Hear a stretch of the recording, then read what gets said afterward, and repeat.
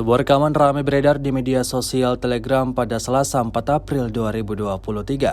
Dalam rekaman tersebut memperlihatkan aksi pertempuran sengit di wilayah yang tidak disebutkan namanya dalam narasi unggahan.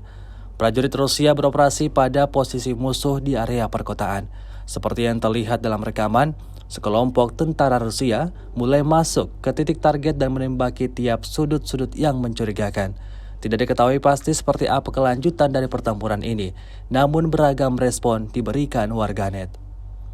Memasuki hari ke-404, Rusia melaporkan secara total 405 pesawat Ukraina dan 228 helikopter, 3.648 UAV, 415 sistem rudal anti pesawat dieliminir sejak awal operasi khusus.